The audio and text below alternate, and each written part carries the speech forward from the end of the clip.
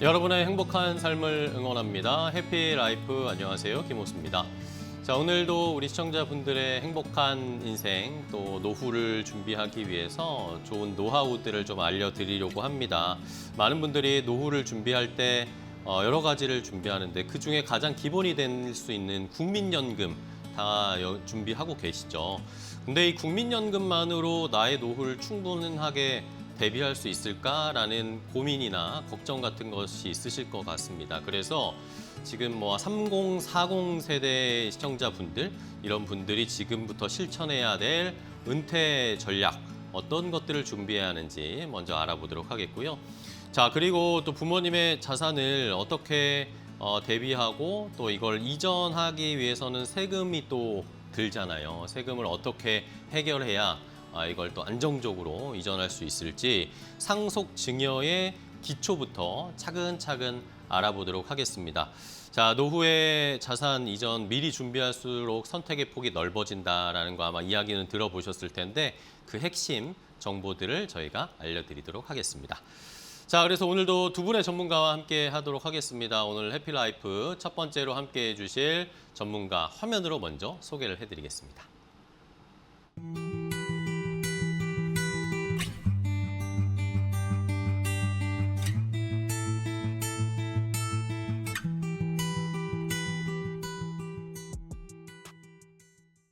자, 첫 번째 함께 해주실 전문가 인사 나눠보겠습니다. 인카다이렉트의 김혜자 팀장과 함께합니다. 팀장님 안녕하세요. 안녕하세요. 네, 반갑습니다. 우리 시청자분들께 인사 좀 부탁드릴게요. 네, 재무 설계를 통해서 미래를 설계하는 김혜자입니다. 네, 반갑습니다. 자, 김혜자 팀장님과 그러면 오늘 또 어떤 이야기를 나눠볼까요? 팀장님과 나눠볼 이야기 주제 바로 공개해드리겠습니다.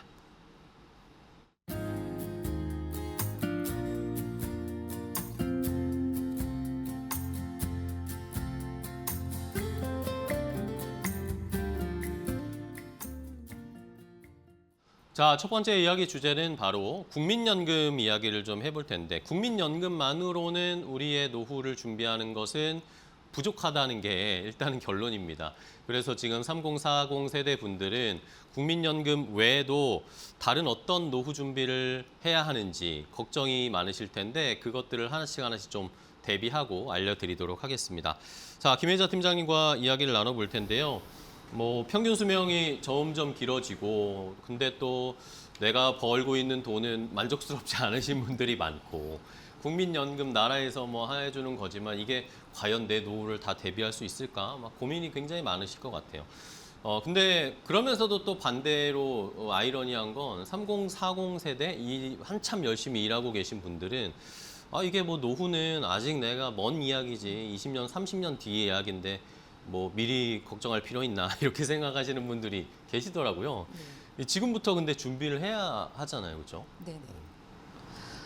방송을 보고 계신 30, 40 시청자분들께 질문을 하나 드릴게요. 네네. 30년 뒤 본인의 모습이 어떻게 될지 머릿속에 한 번쯤 그려보신 적이 있는지 한번 묻고 싶고요.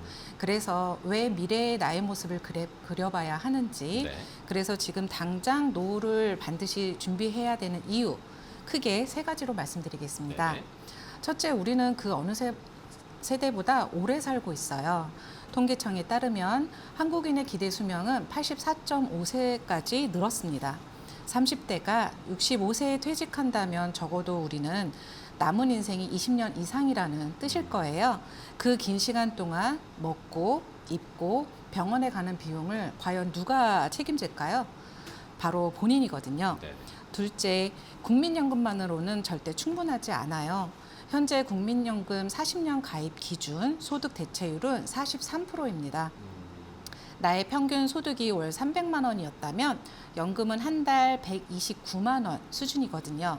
작년보다 1.5포인트 인상은 되었지만 부족함이 해결되는 것은 절대 아니거든요. 네. 그리고 셋째, 돈도 시간도 일찍 시작할수록 유리합니다. 같은 금액을 30세부터 35년간 넣는 사람과 45세부터 20년간 넣는 사람은 최종 노후 자금은 2배 이상 차이가 납니다. 이것이 바로 복리의 힘이거든요. 네. 그래서 10년 미루는 것은 본인이 나중에 더 적게 받던지 아니면 더 오래 일해야 한다는 의미가 되는 거죠.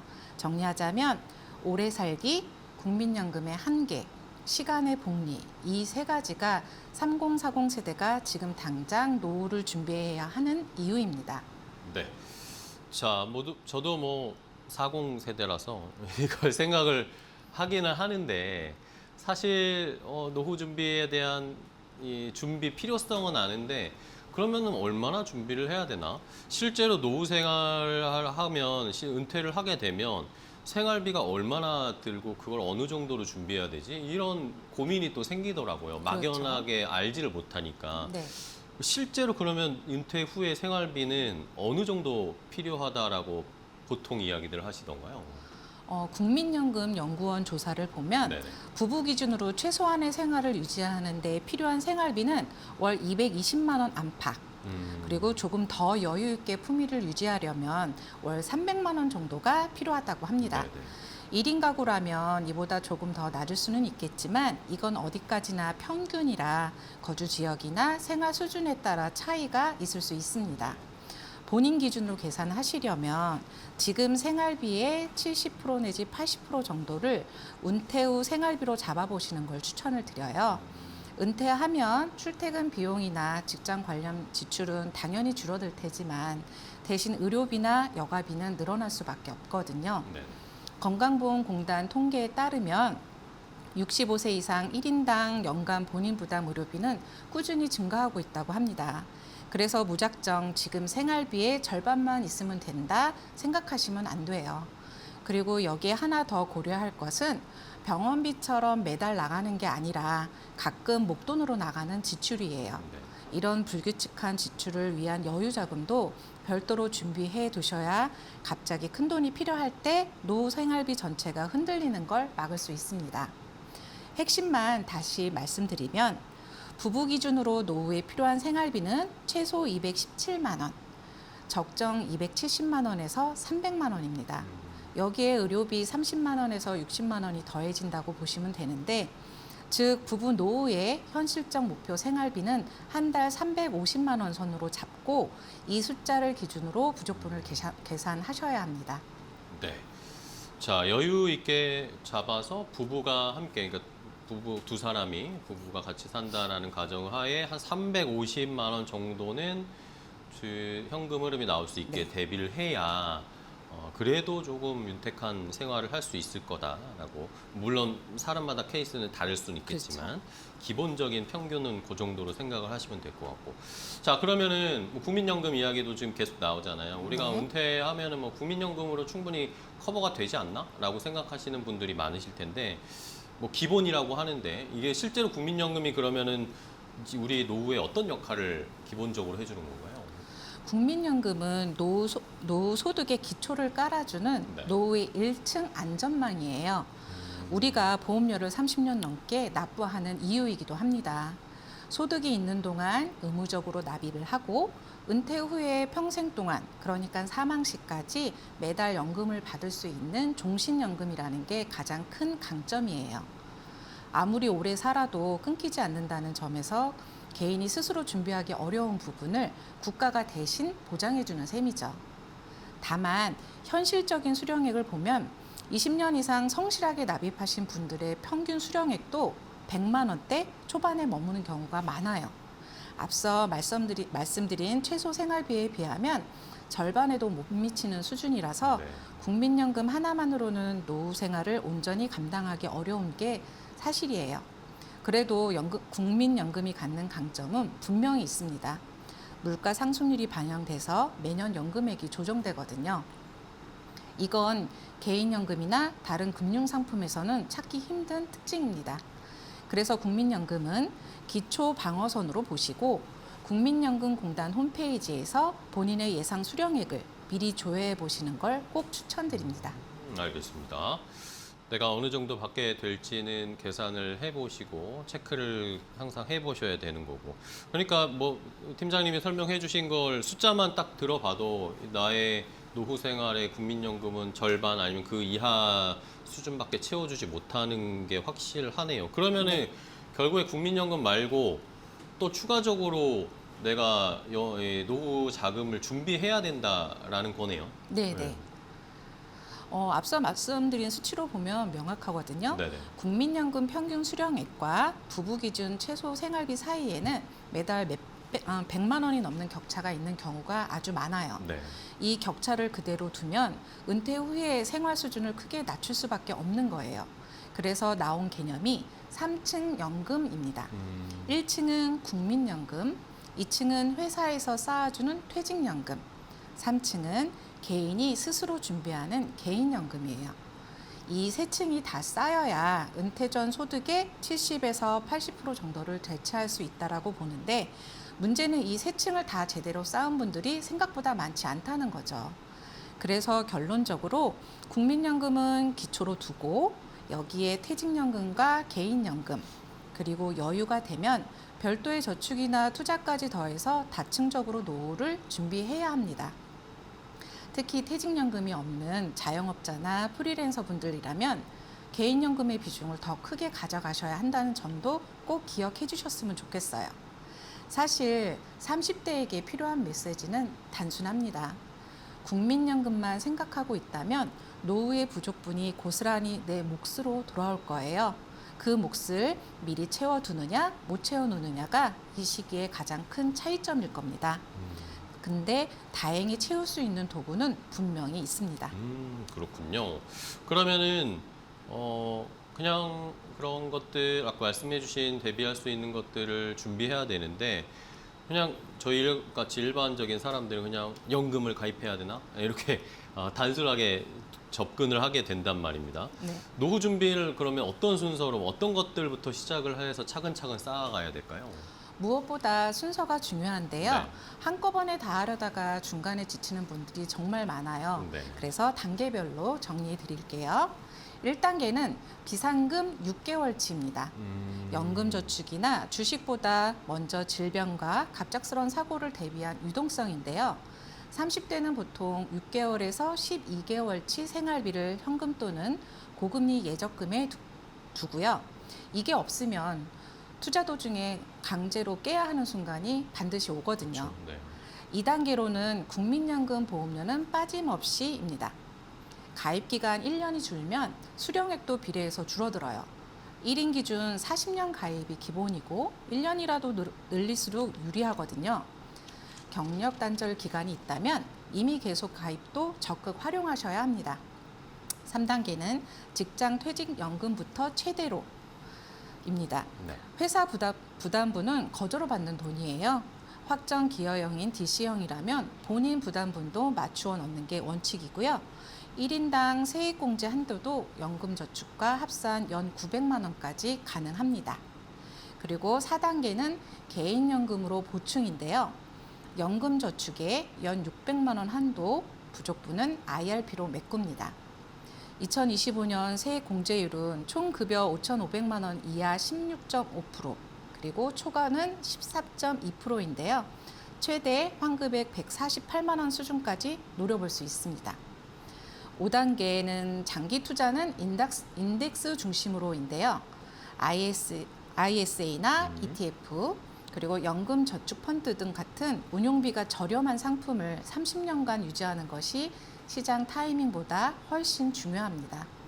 순서를 요약을 하자면 비상금, 국민연금, 퇴직연금, 그리고 개인연금, 장기 투자입니다. 이 순서로 쌓아가시면 될 겁니다. 네.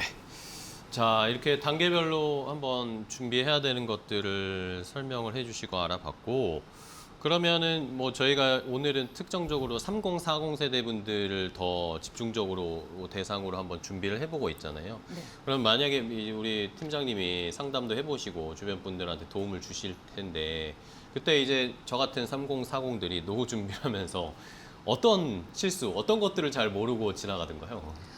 네, 진단처럼 솔직하게 말씀을 드리자면 네네. 자주 보이는 실수가 5가지가 있어요. 어. 첫째, 연금저축만 가입하고 방치하기입니다. 가입은 했는데 펀드 설정 없이 기본형 그대로 두면 사실상 예금과 다르지 않아요. 그렇죠. 연금저축은 어디에 넣느냐가 핵심이거든요. 둘째, 보장성 보험과 저축성 보험의 혼동이에요. 노후보장이라고 알고 있었는데 만기 환급형 저축보험이 되어 있는 경우가 많아요. 그렇게 되면 해지 시 큰 손실이 나기도 합니다. 셋째, 너무 공격적으로 아니면 너무 보수적으로입니다. 30대에 연금저축에 원금 비보장 주식형 100%로 몰빵을 하거나 반대로 50대에도 예금형에만 갇혀 있다면 이 둘 다 위험합니다. 넷째로는 국민연금 보험료 아깝다고 보험료 반환 일시금으로 받기. 일시금은 수령액의 몇 배에 달하는 손실이거든요. 그래서 가능하면 절대 받으시면 안 돼요. 다섯째, 인출 시기와 세금을 모르고 시작하기입니다. 55세 이전 인출은 매우 불리하고요. 연금소득세 분리과세 선택 기준, 사적연금 1,500만 원 선택적 분리과세, 그리고 종신형 상프로 적용 등 인출 단계의 옵션을 모르면 절세 기회를 잃습니다.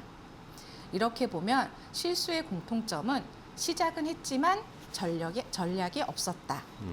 가입보다 설정, 그리고 인출 설계까지 한 번에 보셔야 합니다. 네. 시작은 했는데 전략이 없었다. 네. 뭐 시작이 반이라고 하는데 진짜 절반만 하셨던 거죠. 전략이 필요하다. 가입하고 네. 나서도 그걸 관리하고 어떻게 인출할 건가 네. 이런 계획까지 다 해야 세금도 아끼고 액수도 늘릴 수 있는 방법이 있을 것 같습니다. 네. 자, 그러면은 이번에는 이 국민연금만 보장받을 준비하면 안 되니까 추가적으로 이제 개인연금들도 많이 하시잖아요. 네. 그러면 이 두 가지의 차이를 좀 알아야 될 것 같아요. 네, 둘 다 연금이라 헷갈리시는 분이 참 많은데요. 네네. 핵심 차이만 정리해드리겠습니다. 네네. 가장 큰 차이는 의무냐, 선택이냐예요. 국민연금은 소득이 있으면 의무적으로 가입해야 하고 소득에 비례해서 보험료가 정해지고 평생 동안 물가 상승률까지 반영해서 지급되는 종신연금이에요. 반면 개인연금은 본인이 원해서 가입하는 거고 얼마를 넣을지도 본인이 결정할 수 있어요. 그리고 세금 혜택 구조도 달라요. 국민연금은 납입할 때 소득공제 혜택이 있고 개인연금인 연금저축과 IRP는 납입할 때 세액공제 혜택이 있습니다. 네. 특히 개인연금은 연금저축 600만 원, IRP 300만 원을 합쳐서 연간 900만 원까지 세액공제를 받을 수 있어서 절세 효과가 정말 크거든요. 결국 이 둘은 경쟁 관계가 아니라 보완 관계예요. 국민연금이 평생 받을 수 있는 기초소득을 담당한다면 개인연금은 세제 혜택을 받으면서 그 위에 추가 소득을 쌓는 역할을 하는 거죠. 그래서 둘 다 놓치지 않고 함께 준비하는 것이 가장 이상적인 방법입니다. 차이가 만들어낸 결과를 보면 국민연금은 소득비례 정액급여 약 43%의 수준의 안정적 1층 수익률인데요. 개인연금은 본인의 납입과 운용식적에 따라서 결과가 크게 달라집니다. 같은 30년간 7% 복리를 받는 사람과 3% 받는 사람은 목돈 차이가 2배 이상 이 차이가 날 거예요. 네네. 그래서 요약을 하자면 국민연금은 국가가 만들어주는 1층, 개인연금은 본인이 쌓는 2층이라고 생각하시면 됩니다. 알겠습니다.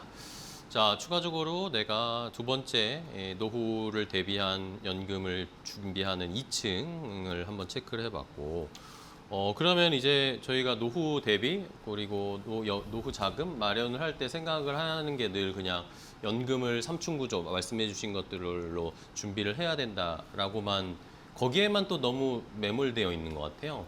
근데 또 보험도 사실 중요한 노후 대비의 한 또 도구잖아요. 그렇죠. 네. 보험은 노후의 3층이라기보다는 노후를 지켜주는 방패에 더 가깝습니다. 큰 의료비는 노후 자산을 가장 깎아먹는 원인이기도 하거든요. 암, 뇌혈관, 심장질환 등 3대 중증질환 진단비와 수술비는 본인이 감당하기 어려울 때가 정말 많아요. 그럴 때 실손이나 정액 보상으로 커버를 하시면 노후 자산이 절대 훼손되지 않아요. 또 장기요양보험은 평생 보험료 인상 없이 자격 유지되는 정부 제도이므로 별도 민간 종합보험과 잘 조합해야 하고요. 종신형 보험은 노후의 월 정기 수입 측면에서도 보완제입니다. 종신연금의 연금소득 분리과세율은 2025년 기준 80세 이상은 3%, 70에서 80세는 4%, 70세 미만은 5%입니다.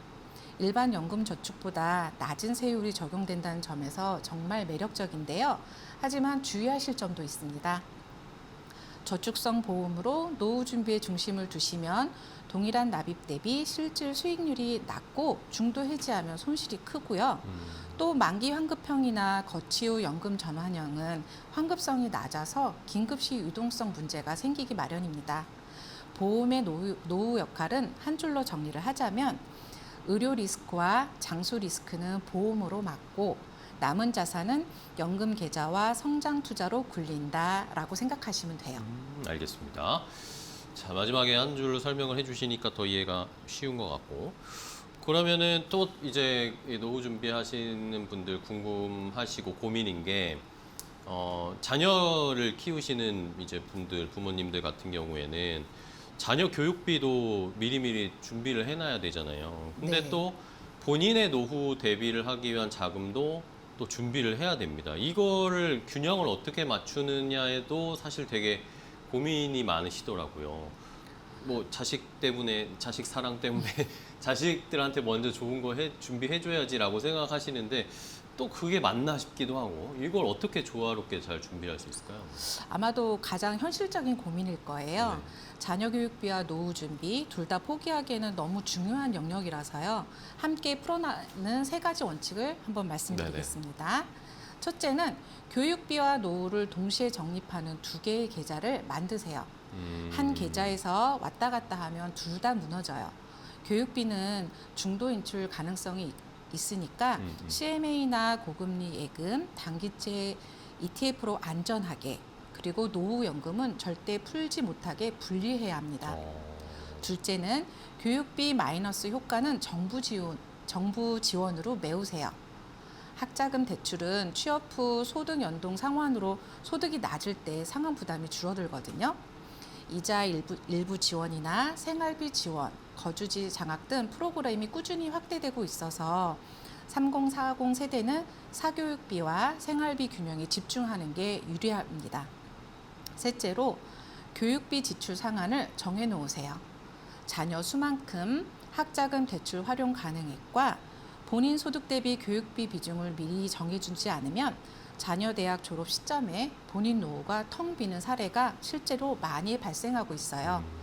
부모의 노후가 흔들리면 자녀가 결국 떠받치게 되어 있거든요. 그래서 교육비에서 너무 많이 끌었으면 자녀 시기에 본인이 다시 일을 해야 하는 역류가 생기기도 합니다. 두 계좌를 분리를 하고 정부 지원으로 한쪽을 보완을 하고 비중을 정하는 것. 이 세 가지만 기억해 두시면 좋아요. 마지막으로 꼭 기억하셔야 할 원칙이 있는데 네. 자녀 교육비는 대출이나 장학금 같은 대안이 있지만 노후 자금은 대안이 없어요.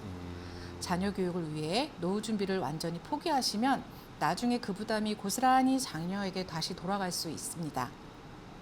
그래서 이 두 가지를 균형 있게 하되 노후 최소 방어선은 반드시 지키면서 준비하시길 권해드립니다. 그렇습니다.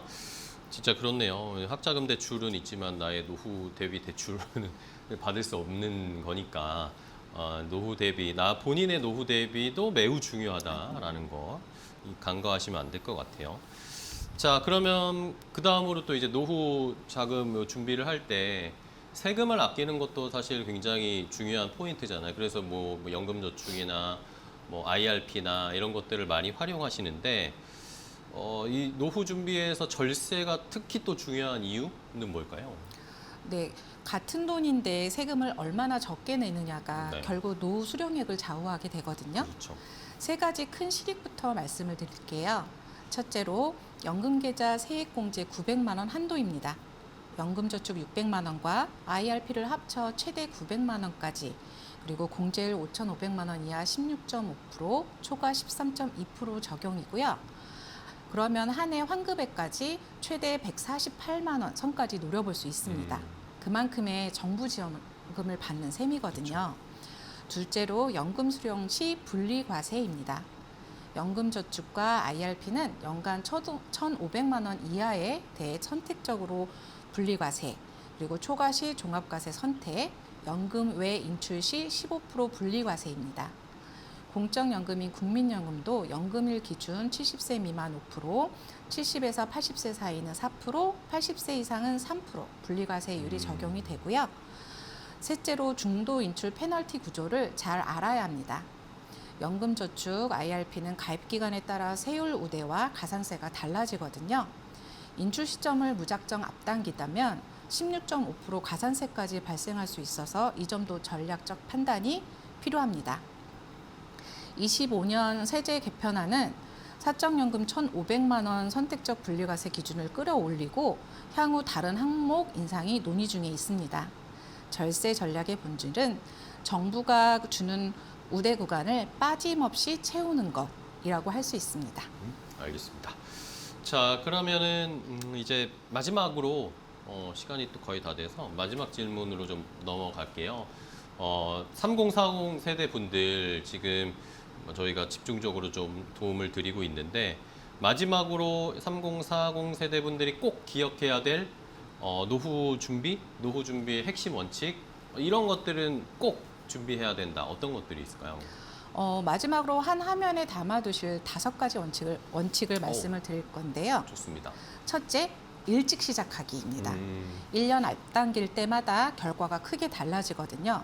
30세에 시작하시면 40세에 시작한 사람들보다 자산이 1.5배 이상 차이가 날 수 있어요. 그리고 둘째, 매달 조금씩이라도 꾸준히. 거치 일시납보다 적립식이 평균 매입 효과를 만들어 변동성을 흡수합니다. 그리고 셋째, 분산 유지하기. 국내, 해외 주식, 채권, 예금, 연금이라는 다층 분산이 노후의 안정과 수익을 동시에 잡는 방법인데요. 한 종목에 몰빵하는 3040 실수는 반드시 피하시길 바랍니다. 그리고 넷째, 낮은 비용의 인덱스 상품 위주로입니다. 노후자금은 운용보수 0.1% 차이가 30년 후 1% 이상의 수익률 차이를 만들거든요. 절대 수익률보다 상대 수익률, 그러니까 같은 시장에서 얼마나 덜 깎이느냐가 핵심입니다. 다섯째, 인출 설계까지 미리입니다.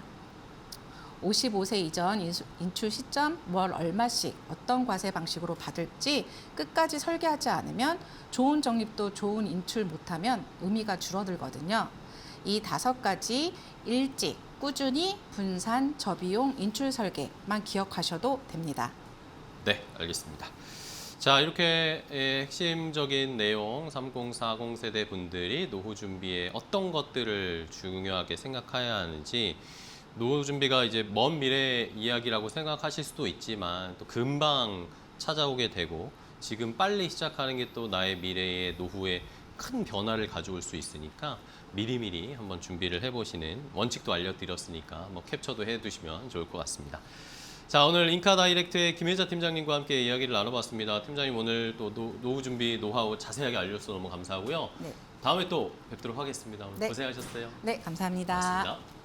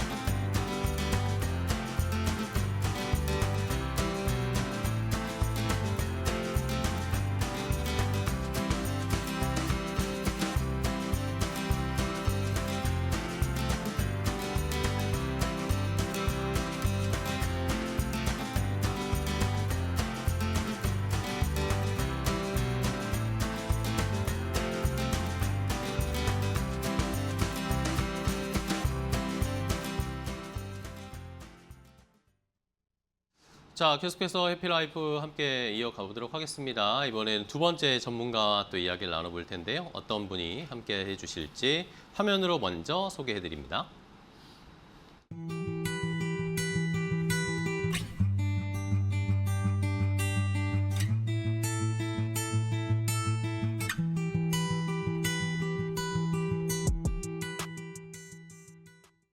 자, 두 번째 함께 해주실 전문가는요. 군리치의 이지연 지점장과 함께 하겠습니다. 지점장님 안녕하세요. 안녕하세요. 반갑습니다. 네. 오랜만에 또 뵙는 네. 시청자분들께 인사 좀 부탁드릴게요. 안녕하세요. 정확한 분석으로 자산 형성에 도움을 드리는 이지연입니다. 네, 반갑습니다. 자, 이지연 지점장님과 그러면 또 어떤 이야기, 두 번째 이야기를 나눠볼지 이번에 이야기 주제도 바로 공개해드리겠습니다.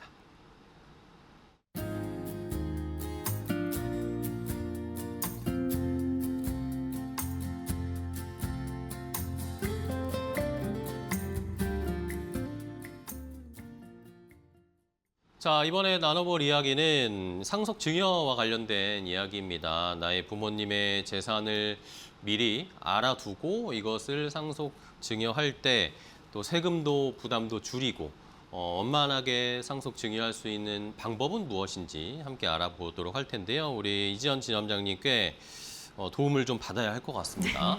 자, 지금 뭐 사실 근데 저희도 이제 저도 그렇지만 부모님이 지금 뭐 얼마 뭐 가지고 계세요? 이렇게 여쭤보기가 사실 좀 조심스럽죠. 좀 조심스럽기도 네, 하고 가족끼리지만 또 민감한 부분이기도 네, 한데 맞습니다. 네. 그럼에도 불구하고 부모님의 재산을 미리미리 파악해 둬야 한다고 하더라고요. 네. 왜 그런 걸까요? 준비 없이 상속을 시작하게 되면 일단 네. 크게 세 가지 문제가 생기게 되거든요. 그래서 첫 번째는 내야 되는 세금, 즉 상속세가 생겨요. 근데 이거 같은 경우는 돌아가신 날이 속한 말일부터 6개월 안에 신고해야 되는 세금인데 만약에 재산 규모도 모르고 짧은 시간 안에 정리하고 계산하려면은 정말 정신없이 그렇죠. 시간이 흘러가게 돼요. 그리고 둘째는 재산이 누락되는 경우인데요. 이제 부모님만 아시던 계좌나 보험, 부동산 이런 자산들이 있으면 자녀가 몰라서 못 찾는 경우가 생겨요. 그리고 마지막 세 번째는 사실 좀 민감한 부분이긴 하지만 가족 갈등이 생길 수가 있죠. 이게 돈에 연관된 문제다 보니까 종종 생기는 일이에요. 그쵸. 그리고 꼭 아셔야 되는 게 상속은 재산만 넘어온 게 아니고요. 부모님의 빚이나 대출 또는 남한테 빚을 대신 갚기로 한 보증 채무까지 함께 넘어오게 되거든요. 그래서 재산보다 빚이 많으면 돌아가신 걸 안 날로부터 3개월 안에 상속 포기 또는 한정 승인이라는 제도를 검토해야 되는데요. 네. 재산과 빚을 미리 알고 있어야지만 이걸 판단할 수 있는 그렇죠. 기준이 생기기 때문에 좀 중요합니다. 반대로 만약에 부모님의 재산하고 부채를 잘 알아두면 절세를 설계할 시간도 생기고 세금을 낼 현금을 마련할 방법도 생각하게 되거든요. 무엇보다도 이건 부모님이 살아 계실 때 그때 함께 하시는 준비이기 때문에 좀 요거 미리 준비하시는 걸 추천드리고요. 상속이라는 건 사실 예고 없이 찾아오잖아요. 그리고 미리 준비하는 게 사실 준비하는 것 자체가 곧 지키는 거라고 말씀드리고 싶어서 말하기가 좀 어렵겠지만 그냥 건강하실 때 우리 재산 한번 보험 한번 알아보자 정리해보자 이렇게 말씀을 나누는 게 먼저인 것 같습니다. 알겠습니다. 미리미리 준비를 해 놔야 나중에 부담도 덜 수 있고 또 불필요한 갈등도 좀 네. 줄일 수 있고 그쵸. 이런 것들을 생각해 볼 수 있네요. 그러면 일단은 기본적인 개념부터 좀 잡고 가야 될 것 같은데 상속과 증여 이 두 가지가 있잖아요. 네네. 두 개념이 있는데 뭐 사실 부모님이 자녀들에게 넘겨주는 방법인데 네. 요거에 명확한 차이를 알고 시작을 해야 될 것 같습니다. 그렇죠, 그렇죠. 네. 사실 가장 큰 차이라고 하는 거는 언제 하냐는 거죠. 증여는 부모님이 살아 계실 때 미리 넘기는 거고 상속은 돌아가신 뒤에 넘어가는 거예요. 네네.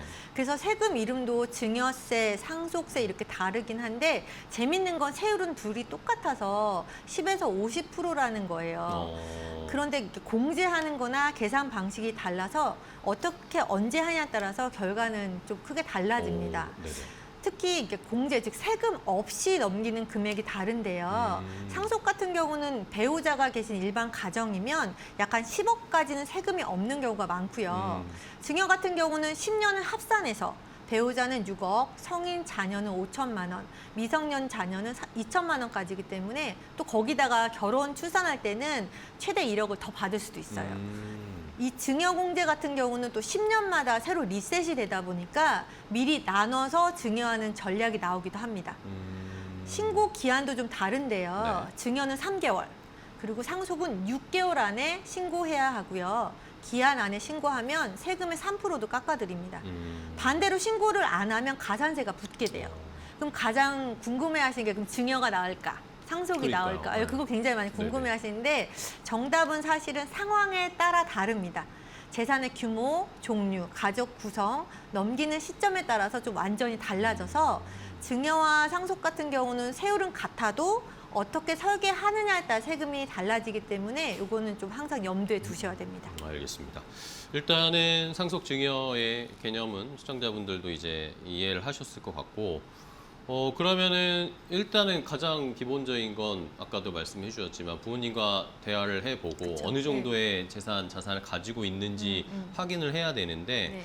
그때 뭐 우리가 크게 생각하면 그냥 뭐 부동산 네. 아니면 현금, 예금 네, 네. 뭐 이 정도만 생각을 할 텐데 이것만 보면 안 될 것 같아요. 뭔가 다른 것들도 더 있겠죠? 맞습니다. 네. 부동산이랑 예금만 만약에 확인하셨다. 그럼 사실 거의 절반 정도만 보신 게 되는 거예요. 뭐 주식, 펀드 같은 금융 투자라던가 보험, 퇴직금, 연금도 사실은 전부 재산으로 들어갑니다.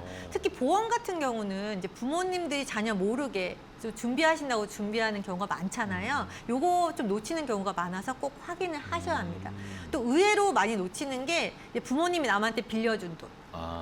또는 받을 돈 이런 거 많이 놓치시거든요. 이런 것도 다 재산에 들어가고요. 빚도 반드시 확인을 하셔야 돼요. 네네. 대출은 물론이고요. 보증 채무 또 세금까지도 확인하셔야 되고요. 상속은 재산과 빚이 함께 넘어오니까 재산에서 빚을 뺀 순 재산 자체를 봐야지만 그림을 그릴 수가 있어요. 만약에 빚이 훨씬 많으면 상속 포기나 한정 승인을 해야 되는데 요거 3개월 안에 검토하셔야 되거든요. 그래서 빚 확인은 선택이 아니라 사실은 필수 조건입니다. 그럼 그걸 어디서 다 찾냐 이렇게 막연하게 생각하시는데 네네. 정부 24에 안심 상속 원스톱 서비스라는 게 있어요. 그거를 쓰게 되면 돌아가신 분의 예금, 부동산, 보험, 대출을 한꺼번에 조회가 되고요. 가까운 주민센터에서도 신청은 가능합니다. 다만 이건 돌아가신 뒤에 확인하는 거기 때문에 가장 좋은 건 아까 말씀드린 것처럼 살아계실 때 전체 목록을 좀 함께 하고 알아두시는 게 좀 좋고요. 만약에 다 알기 힘들면 어느 은행, 어느 보험사 요 정도만 알아두셔도 도움이 됩니다. 알겠습니다. 자, 그러면은 뭐 상속세라는 게 사실 우리가 뉴스에서나 보고 뭐 그쵸. 흔한 말로 뭐 재벌 돈 많은 회장님이 분들. 돌아가시면은 네. 뭐 상속세가 뭐 얼마나 나온다 네. 이런 식으로만 우리가 인식이 되어 있거든요. 그래서 내가 상속세를 많이 낼까 맞습니다. 이런 생각도 하시거든요. 네. 이게 그러면 재산이 어느 정도 있으면 상속세가 그렇게 부담이 될 정도로 많이 나오는 게 되는 걸까요?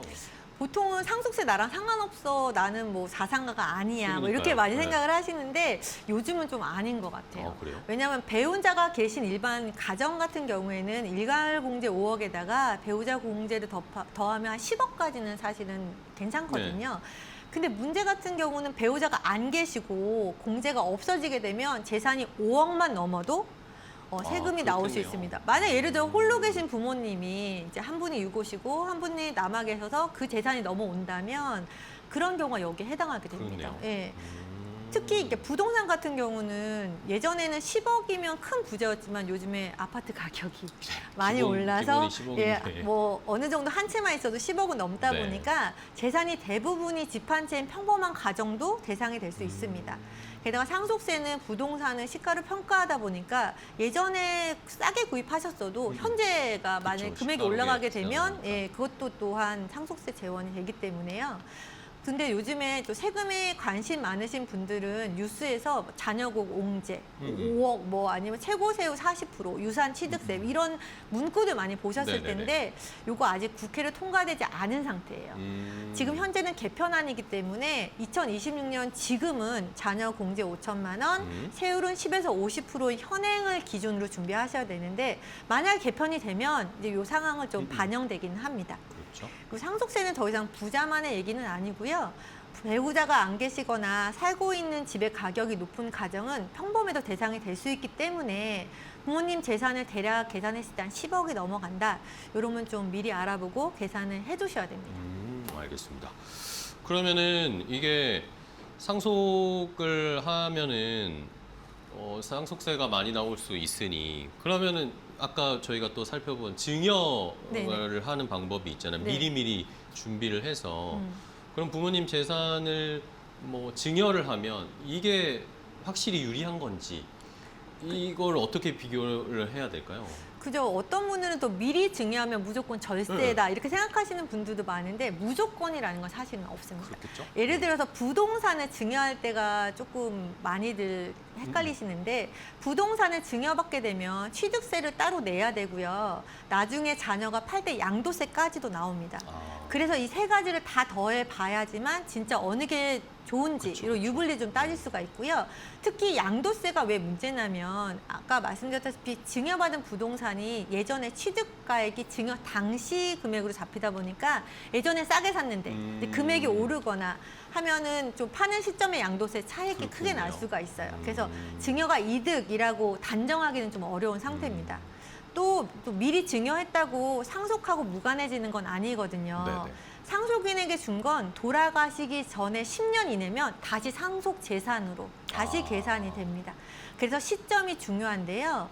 급하게 늦게 증여하면 절세 효과가 사라지거나 떨어질 수 있고요. 네네. 반대로 건강하실 때 좀 미리 하시면 절세 효과가 크게 크겠네요. 네, 커지게 됩니다. 그렇다고 증여가 좀 나쁜 건 아닌데 예를 들어서 앞으로 더 많이 오를 것 같은 거 그런 거는 미리 지금 해두시는 게 유리하고 공제 한도 안에서 10년 단위로 좀 미리미리 나눠서 주시면 세금 없이 넘기는 금액도 커지게 됩니다. 핵심은 무조건은 아니고요. 이제 상황에 맞게 하시는 게 좋고요. 재산 종류가 뭔지 언제 넘길지 가족 구성원이 어떤지를 좀 다 놓고 계산해 보셔야 됩니다. 네. 자, 그렇네요. 실제로 부동산을 미리 증여를 했다라고 하지만 또 어떤 상황이 발생할지 몰라서 그 그쵸. 10년 안에도 네. 돌아가시면 증여세도 내야 되고 상속세도 또 내야 되는 케이스가 생길 수도 있는 거고. 뭐 두 개가 다 복합적으로 네. 두 번을 내는 세금은 아니지만 이제 어느 게 좀 큰지는 좀 그쵸, 확인을 해보셔야 될 것 같아요. 알겠습니다. 네.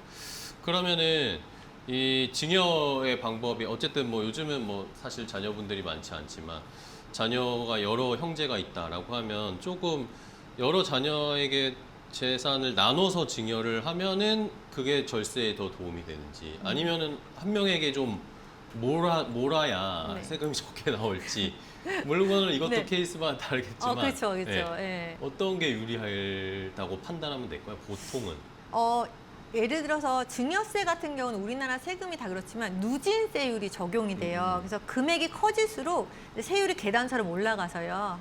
1억까지는 한 10%, 5억까지는 20%고요. 그 위로 30%, 40%, 최고 세율은 50% 현재는 그렇습니다. 네네. 그래서 한 사람에게 크게 몰려주면 높은 세율 구간을 가지게 되죠. 그렇겠네요. 예, 근데 여러 사람한테 나눠주면 각자가 좀 낮은 세율 구간에 있을 수가 있고요. 같은 총액이라도 세금이 줄어들게 되는 거죠. 게다가 받는 사람마다 공제도 좀 따로 받을 수 있는 부분이 있고 나눌수록 세금이 없이 넘기는 금액도 커지게 됩니다. 사람만이 아니고요. 또 시간으로도 나눌 수 있는데요. 아까 처음에 설명드렸다시피 증여에 대한 공제는 10년마다 네네. 새롭게 리셋되기 때문에 자녀가 어릴 때 10년 단위로 주게 되면 좀 더 많은 금액을 줄 수 있는데요. 예를 들어서 10살인 미성년일 때 2천만 원을 넘겨주고 성인이 됐을 때 10년 뒤에 또 5천만 원 넘기고 이런 식으로 하면 훨씬 많은 금액을 세금 없이 넘길 수 있습니다. 그래서 증여는 빨리 그리고 나눠서 이게 기본이에요. 다만 주의할 게 있는데 첫 번째는 사전 증여가 합산이 돼서 상속이 10년 전 이내 증여는 다시 합산이 되니까 시점을 함께 좀 논의를 해야 되는 게 네네네. 있고요. 둘째 같은 경우는 자녀 이름만 빌리고 실제로는 부모가 또 관리하는 경우가 있잖아요. 네네. 이렇게 되면 명의 신탁에 걸려서 요거 좀 주의하셔서 자녀에게 넘기셨다면 자녀가 직접 관리해야 됩니다. 셋째는 공제 한도 아니라도 증여는 신고해두는 게 좋아요. 나중에 돈의 출처를 증명할 수도 있고 상속할 때도 좀 깔끔하게 정리됩니다. 알겠습니다. 자, 그러면은 이번에는 아까 저희도 살짝 얘기했던 그런 경우인 것 같은데 네네. 증여를 하고 나서 일정 기간이 지나지 않았는데 상속이 해야 되는 상황이 발생을 하게 되면 그렇죠. 예. 이런 경우에는 이런 케이스에는 어떻게 해야 될까요? 그러니까 보통은 미리 증여했으니까 상속이랑 상관없겠지라고 생각하시는데 중요한 규칙이 있어요. 그래서 돌아가시기 전에 아까 말씀드린 것처럼 일정 기간 안에 일어나게 되면은 다시 상속 재산에 다시 합산이 되는데요. 배우자, 자녀 같은 상속인은 10년 이내가 되고요. 손자나 며느리 같은 상속 이외 사람은 5년 이내 증여면 합산이 됩니다.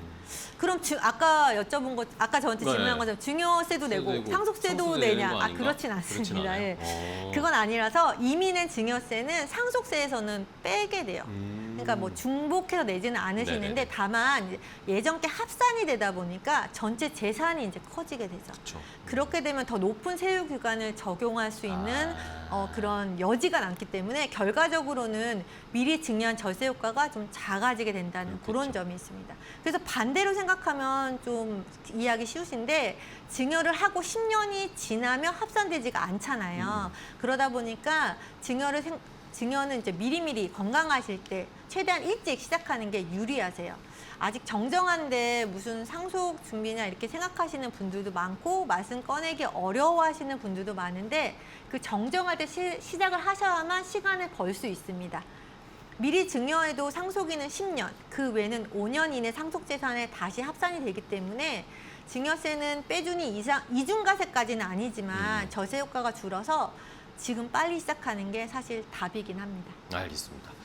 자, 이렇게 뭐 상속 증여 복잡하고 생각해봐야 할 케이스들도 많아서 아마 좀 준비를 미리미리 하시는 게 훨씬 더 차근차근 준비를 하실 수 있는 방법일 거예요.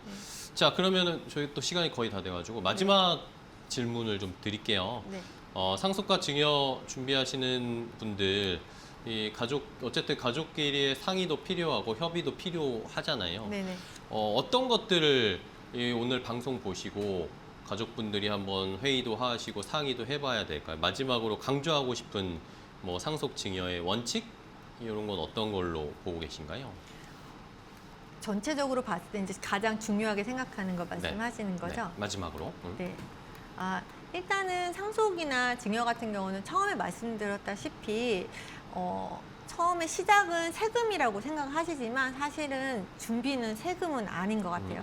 이제 가장 먼저 얘기를 드려야 할 거는 부모님의 생활 안정하고 부모님의 의사예요. 그러니까 절세하겠다고 재산은 미리 다 넘겼다가 부모님 노후가 흔들리면 안 되잖아요. 그래서 증여는 부모님이 편안하게 사실 돈을 충분히 남기고 시작해야 되고요. 그 부모님이 재산을 어떻게 하고 싶으신지 그 뜻을 먼저 여쭤보는 게 순서입니다.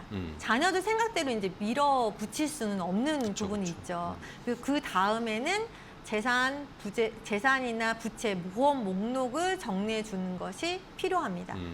뭐가 얼마나 있는지 알아야 계획을 세우기 때문에 이걸 가족이 모두 함께 이게 투명하게 공유하는 게 중요합니다. 사실 돈 이야기가 갈등이 되는 건 대부분은 몰라서, 몰래해서 이런 부분이 있기 때문에 특정 자녀만 알고 진행하면 나중에 서운함이 좀 쌓이게 돼요. 그래서 처음부터 함께 열어놓고 다 함께 이야기하시기를 추천드리고요. 네. 재산과 가족이 뜻이 정리가 되면 그때 이제 재무 전문가와 함께 이제 절세를 하고 그리고 설계를 해야 합니다. 증여를 언제 얼마나 할지, 뭐 보험은 어떻게 짤지, 뭐 부동산은 어떻게 할지를 계산을 해보는 거죠.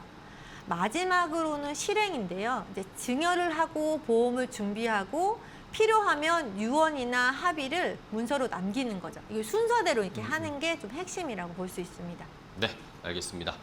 자, 이렇게 상속 증여 어떻게 하면은 가족들과 원만하게 준비하고 세금 부담을 줄일 수 있을지 함께 노하우를 알아봤습니다. 우리 굿리치의 이지연 지점장님이 자세하게 설명을 해주셨는데 오늘 좋은 정보 너무 자세하게 알려주셔서 감사하고요. 네. 다음에 또 뵙도록 하겠습니다. 네. 오늘 고맙습니다. 네, 감사합니다. 네, 잘 들었습니다.